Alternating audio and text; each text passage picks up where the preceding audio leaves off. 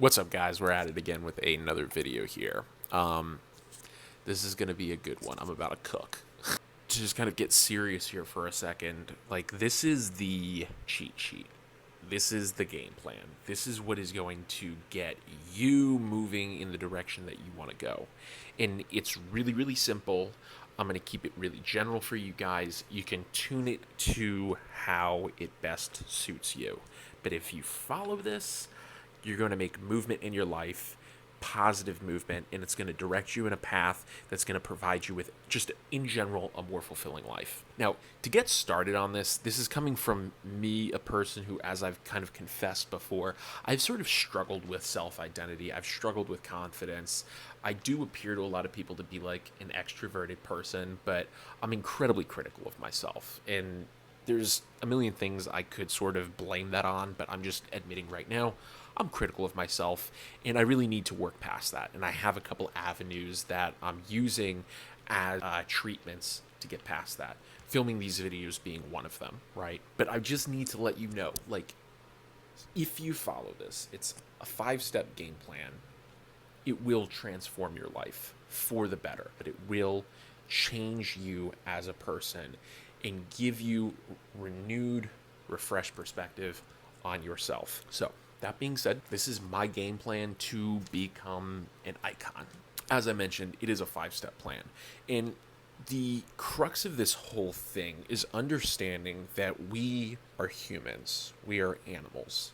And there's this concept of self and identity and who we are, but also, like, on a more primal level, our day-to-day behavior, they're dictated by two things: internal inputs and external inputs, right? And those create outputs, things that we do, whether they're thoughts, they're words that we speak out into the world, or they're our actions. But we are analytical creatures. We are constantly tweaking and tuning, whether we know it or not, who we are based off of the narrative inside our heads and the environment around us. So if somebody is telling you that you look fat, right, whether you are consciously thinking about it or not, you are taking that data in, it is going into your brain, and it is affecting your overall demeanor, your overall identity, your perception of self, and things like that. And in truth, over long periods of time, if you get battered enough, whether it's one thing or a whole spate of things, it's really going to bring your ego down. So this game plan that I've created here,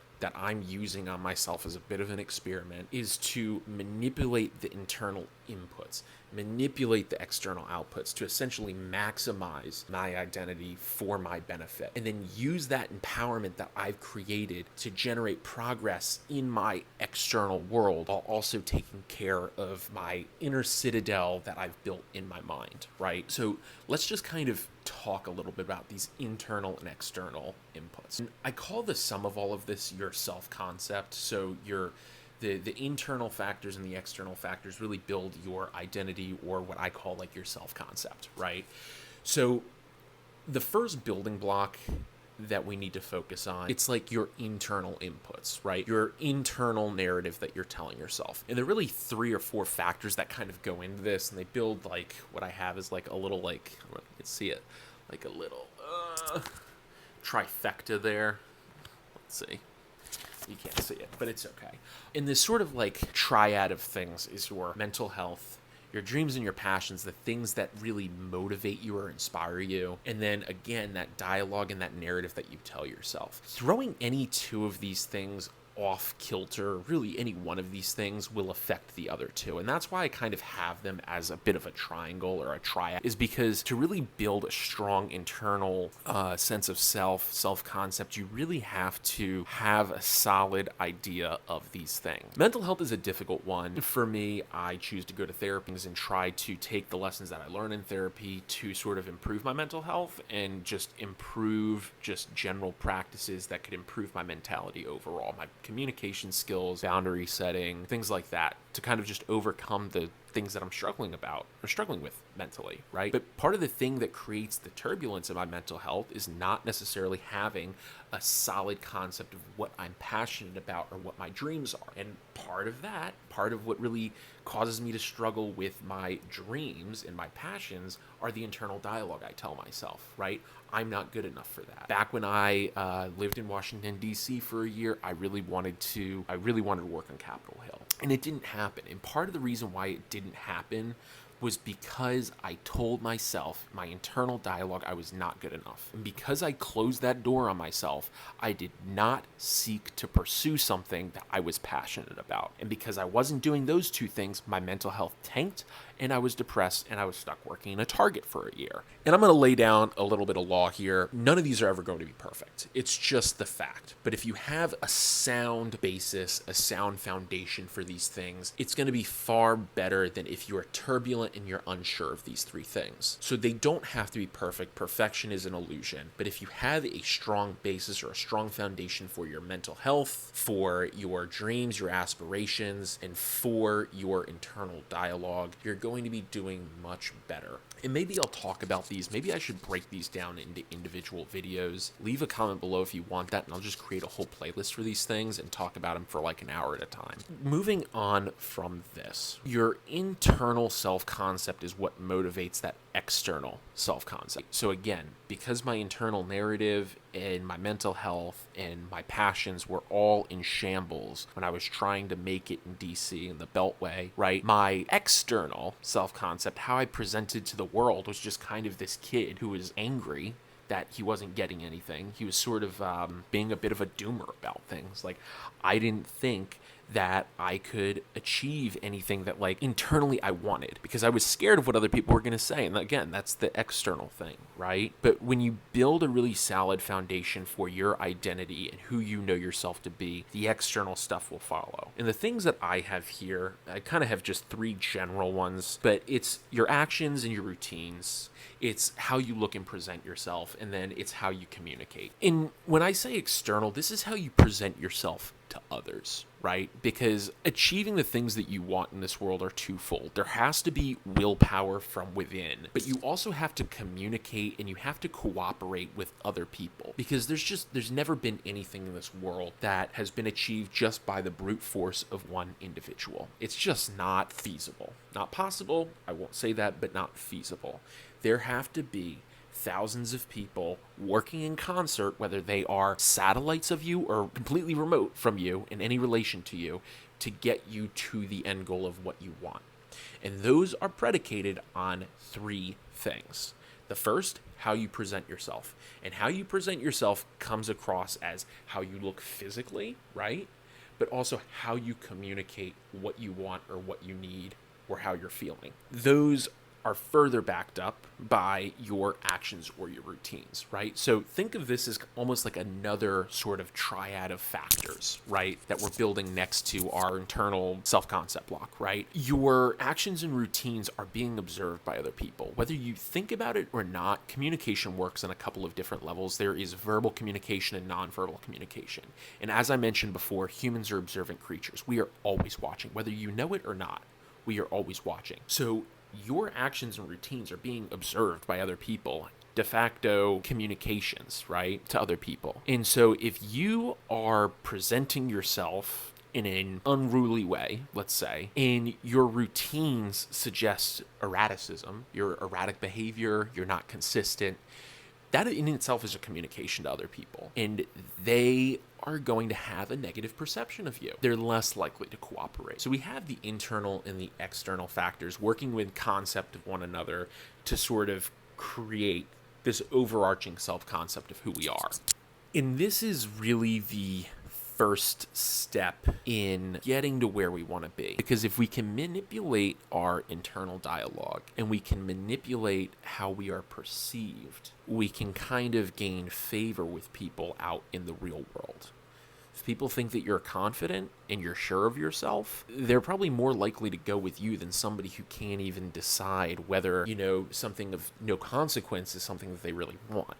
So now, let's say you've got these two things set up for yourself, right? You have an impeccable sense of self internally, and you have this outstanding sort of external projection of who you are to the outside world, and people know where you stand. They know who you are. The next step is just to create actionable goals for yourself. And this feeds directly from your actions, routines on the external side, and then also your aspirations, passions, hopes, dreams, and things like that on the internal side. In order for you to sort of maintain that internal sense of self, that external sense of self, you really need to create these actionable goals, because a pretty thing is a pretty thing, but if it's not going anywhere, of what use is it to anybody? You could present really well and you could feel great about yourself, but if you're not doing anything to move forward, it's just you're a wallflower, like you're something in a vase. I don't know. I honestly, like, there will be an internal decay as well. Like, you're not going to be satisfied with who you are if you just sound nice and look good. So you need to create these actionable goals to essentially feed that internal and external self-concept. To kind of get started on this, and this is really just the first of 1,000 steps, I talk about Malcolm Gladwell and James Clear, the authors of Atomic Habits and Outliers. Really, really great books. I would highly recommend them. But what they talk about in their books is they talk about the sort of concept of getting 1% better every day, or just incremental improvement on things. And so you can go in with a really big, actionable goal in mind for what you want to do, whether it's like a creative or financial pursuit or like some sort of like personal improvement pursuit. But you need to realize like you're going to be taking baby steps, getting 1% better every day. And then in conjunction with that, I talk about how, you don't want to start with Mount Everest, right? Most people don't have the lung capacity to kind of perform that. You just don't have that muscle memory or ability to tackle something so impossibly difficult right at the outset. Start with the hill in your neighborhood. Everybody has that one hill in their neighborhood that's impossible to climb. Start with that. And then you can move on to Everest down the road. But you have to start somewhere. Like, you have to train that muscle memory, and you have to acknowledge that you're not necessarily the best at what you're doing, but you've got to start somewhere, and you have to be consistent about what you're doing to achieve those goals. And the most important thing, and this is where I think a lot of people struggle with when they're trying to achieve their goals, they struggle with their goal setting and then their internal and external self-concept, is you have to give yourself space to fail. All of the greats at some point in their life failed. We as a society place such a negative connotation on failing, and we need to rework that, because failure just presents us with one pathway to an opportunity that didn't work, and there's still dozens, hundreds, thousands other that we can attempt. Those are kind of the 3 observations that I have for goal setting, and I'll move along to step 3. So step 3 that I have on my sort of list here is being seen. And to sort of quote another book, The 48 Laws of Power by Robert Greene, he talks a lot about being seen. When you do something of consequence or you achieve something, like, let people know. I read a really good LinkedIn article the other day about how you have to kind of humble brag. If somebody asks you how you're doing in the office, don't just tell them it's another same old day. Tell them, oh, I had a great day. I was able to help calibrate this budget report, or I was able to get our costs under whatever. Where, like, if somebody asks you, how you're doing, like, tell them I've written 2 chapters of my new book and I'm really looking forward to publishing it the next year. Something like that. This is all sort of factored into your external image, right? That external image is how people perceive you. And if you want people to perceive you in a positive and industrious sort of light, like, they need data points to factor that in. So make sure that when you're accomplishing things, like, you're heard and that you're seen. Because if you're not being seen or heard, there's nothing to back up any claims that you're achieving or accomplishing anything. And that's just the fact of the matter. So I know that, like, a lot of people choose humility and living this sort of like unintrusive life, but sometimes you have to be the loud and obnoxious person to get to a better place in your life. And that's really all I have about being seen. Like, I mean, some other notes that I made here is make sure that you're being seen and acknowledged. Make sure that the voice that's being said is your own. And that's actually a really valid point. Like, it's okay to co-opt other people's thoughts and actions, but make sure that, like, you're doing it within the parameters of what your identity is. Because the worst thing that you could do is plagiarize your words or actions from somebody else, because those don't necessarily align with your identity and who you are. And that might be appealing for some people in a meeting or in an interaction, but down the road when they're looking back or they're recalling something that, like, you interacted with, like, it's just not your true self. You have to be true to yourself. You cannot lie. And yeah, so honestly, like if I'm being real with you, like the video is already 20 minutes long. The last two steps that I have here are kind of lock in step with each other. Step 4 is calibrate. So like I've mentioned time and again, we're observational creatures. You should be tracking what you're doing. Make this an experiment. Track your habits, track your actions, track your thoughts, diary, journal, do that kind of stuff. Figure out what works and what doesn't. And what doesn't work, either throw it out or adjust it. And what does work, figure out the things about what's working that aren't efficient and make them more efficient. Because that's what helps build a seamless, cohesive character that you're trying to present, that you're trying to become. And then from there, the last step that I've got, reinforce and stretch your roots. I think it sort of speaks for itself. When you find something that works for you, just keep going with it until it's either fully exhausted or it no longer works for you. But you do not need to reinvent the wheel. For a lot of people, they're not going to be you're just not going to be this incredibly creative out there person. And that's a-okay. The goal for you is to take what you have and make the most of it in such a way that you feel confident about yourself and you are, I don't even want to say adding value to yourself, but you feel a level of satisfaction and a level of pride in who you are as a person. I think a lot of the struggles today with mental health and mental illness that we're dealing with are rooted in a dissatisfaction for who we are. In some cases, there's clinical reason for that. In a lot of other cases, it's just, I think a lot of us feel overwhelmed. We always want what's new, whatever's next, the best thing. And the people in marketing world have done a really good job of convincing us of that. But the truth is that sometimes we will feel the best when we work with what we know and we stop trying to change ourselves to stay in tune with whatever the cultural undertones of society are. So don't be afraid to set your roots down. Don't be afraid to take ownership of what works for you. It's not going to work for everybody, and that's okay. That's what builds unique identity, and that's really what we're going for here. That's what I'm going for here in this whole experiment of self.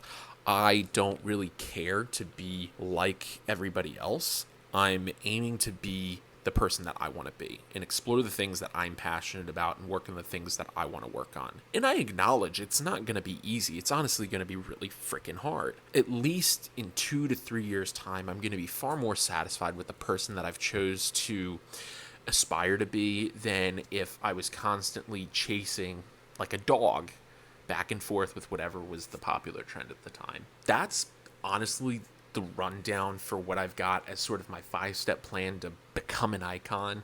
That's what I've got for you guys today. If you want me to talk about anything else, let me know down below. Otherwise, I'll keep the content coming for you. As always, leave a like, subscribe, drop a comment below, whatever to help sort of get my algorithm boosted. I love you all, and I'll catch you guys later.